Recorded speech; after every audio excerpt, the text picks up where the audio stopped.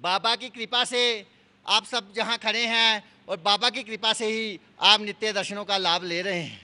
ऐसा कोई सामर्थ्य नहीं जिसके फलस्वरूप हम बाबा का दर्शन कर सकें, परंतु यदि बाबा की ही कृपा हो तो हम ऐसे जो शुभ जो अवसर हैं वो हमें प्राप्त होते हैं। बंधुओं, यदि भी आप तीर्थ स्थानों में जाएं तो आपको तीर्थों में नेकों नेक भक्तों के दर्शन होंगे। वो दिखने में चाहे ऐसे दीनहीन ही होंगे, परंतु वो साक्षात्कार कर चुके होंगे। दिखने में चाहे वो ऐसे दारिद्र ही दिखेंगे, परंतु बोले की कृपा उन पर पूर्ण होगी। ऐसे भक्तों का आशीर्वाद भी हमें लेना चाहिए। ऐसे भक्तों का भूल का भी तिरस्कार नहीं करना चाहिए, क्योंकि भगवान अगर रुष्ट हो जाए तो शीघ्र मान जाते हैं, पर यदि संत रुष्ट हो जाए तो उसका जो प्रायश्चित है बड़ी मुश्किल से होता है। बंधुओं, पुराणों में कथा मिलती है कि सुखदेव मुनि राजा परीक्षित को कथा सुना रहे हैं, क्योंकि जो राजा परीक्षित है 7 दिन बाद उसकी मृत्यु है, और मृत्यु के जो जन्म और मृत्यु से मैं परे हो जाऊं, इस उद्देश्य से जो सुखदेव मुनि से राजा परीक्षित कथा सुन रहे हैं। तो सुखदेव मुनि कहते हैं कि हे राजन, कि मैंने भगवान के नेकों नेक चरित्र तुम्हें बताए हैं, अब कोई और इच्छा हो तो मुझे स्पष्ट रखें, मेरे सामने वो बात रखें। तो राजा जो कहते हैं सुखदेव मुनि को कि मैंने सुना है भगवान का नाम दीन बंधु है, तो कोई ऐसी कथा सुनाइए जहाँ दीनों के ऊपर भगवान ने कृपा की हो। तो सुखदेव मुनि कथा सुनाते हैं कि संदीपनी गुरु जी के आश्रम में सुदामा जी और कृष्ण भगवान बाल्यावस्था में शिक्षा ग्रहण हेतु गए थे। वहाँ जो सत्तू थे वो सुदामा ने कृष्ण भगवान के भी खा लिए। इसके प्रभाव से उन्हें दारिद्रता मिली, उन्हें गरीबी मिली, उन्हें दुख मिला। आगे जाकर सुदामा जी का विवाह होता है सुशीला से, तो बड़े दुख में रहते हैं, दारिद्रता होती है, बहुत ही गरीबी होती है, जिससे जो सुशीला है वो बहुत ही दुखी है। अब देखिए, जो सुदामा है वो भगवान कृष्ण के मित्र हैं, परंतु अपने मित्र के पास नहीं जा रहे, क्योंकि वो अपने मित्र को यानी भगवान कृष्ण को कष्ट नहीं देना चाहते। तो वो इतने दुख में रहते हुए भी अपने मित्र को कष्ट नहीं देना चाहते। अब क्या घटना घटती है कि भगवान ने सोचा ये तो मेरे पास आएगा नहीं, मैं ही कोई लीला करूँगा। तो द्वारकाधीश कृष्ण क्या करते हैं, साधु का रूप बनाकर जो है सुदामा के घर जाते हैं। सुदामा ध्यान में होते हैं और उसकी पत्नी जो है सुशीला उससे कहते हैं भिक्षाम देही, हे सुशीला, हे मुझे भिक्षा दीजिए। तो सुशीला कहती है हमारे घर में दरिद्रता है, हमारे पास कुछ है ही नहीं, हम कहाँ से ये भिक्षा दें। तो साधु कहते हैं कि आपके जो यानी सुदामा, उसके मित्र तो कृष्ण हैं, जिसका मित्र कृष्ण उसके घर में दरिद्रता कैसी। तो सुशीला सोचती है मुझे तो आज तक ये पता ही नहीं कि मेरे पति के जो मित्र हैं वो इतने बड़े द्वारकाधीश हैं। साधु चले जाते हैं तो जो है सुशीला जो है सुदामा से कहती है हे स्वामी, कि आपके मित्र जो कृष्ण हैं फिर भी हम दुख में हैं, दारिद्रता में हैं, आप कृपया उनके पास जाइए। तो सुशीला की बात मांगते हुए सुदामा जो हैं द्वारकाधीश जाने के लिए तैयार होते हैं।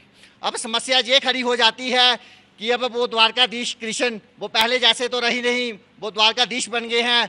तो सोचते हैं सुदामा कि मैं लेके क्या जाऊं।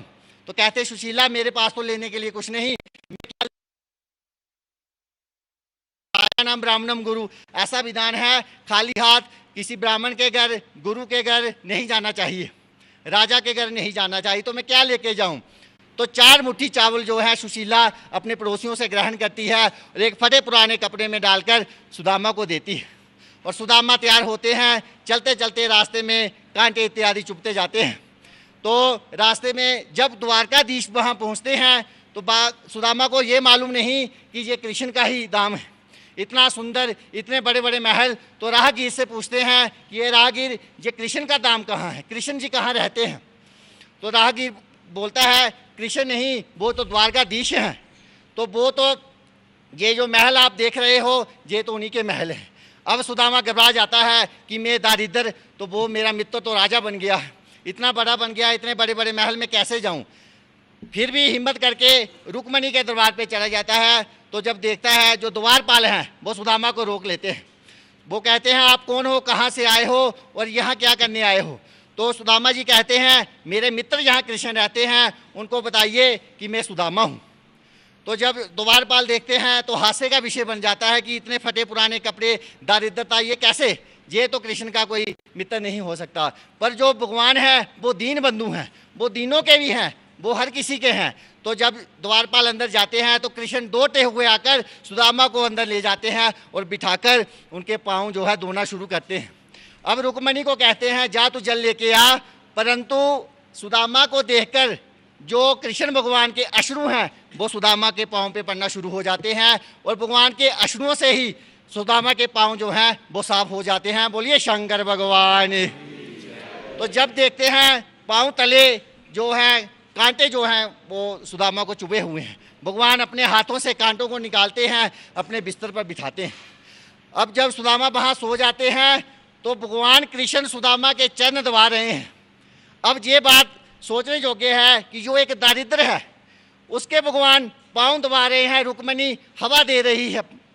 तो ये जो कृपा है ये भगवान से ही प्राप्त होती है। इससे यह स्पष्ट होता है कि भगवान जो हैं अपने मित्रों के भी हैं, दीनों के भी हैं, अपने जो भक्तों के लिए भगवान उनके चरण भी स्पर्श करते हैं। तो इस प्रकार आप कभी ये ना समझे हम दारिद्र हैं, हमारा बाप यदि दरिद्र होगा भगवान की कृपा नहीं होगी, हम यदि दरिद्र हैं इसका कि भगवान की कृपा से कोई लेना देना नहीं। आप स्पष्टता से सुंदर भाव से दारिद्रता भाव को त्यागते हुए यदि बाबा की शरण में जाएंगे तो बोले बाबा भगवान कृष्ण प्रत्येक देवी देवता आप पर कृपा करेंगे। बोलिए शंकर भगवान। तो इसकी शिक्षा यही है, अपने आप को कभी छोटा ना समझे, भगवान की शरणागति ग्रहण करे और किसी का जो हक है किसी का मत खाइए। सुदामा ने खाया, दरिद्रता प्राप्त हुई। ये हमें जो धर्म ग्रंथ है हमें ये शिक्षा देते हैं। अभी बाबा की आरती होगी, मंगल आरती होगी, सभी आरती का श्रवण करेंगे, पूजा के मंत्रों का श्रवण करेंगे। बोलिए शंकर भगवान की जय। ओम श्री गणेशाय नमः। ओम पवित्र पवित्र वा सर्वावस्थांगतो विवाह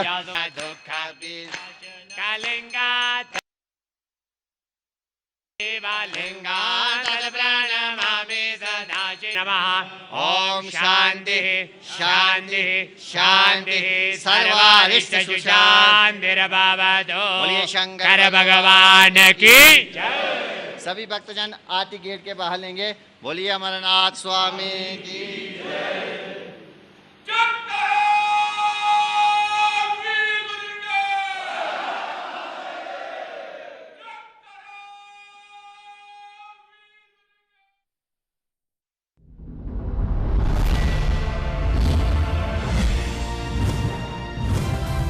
आप देख रहे हैं डीडी नेशनल, इंडिया का अपना चैनल।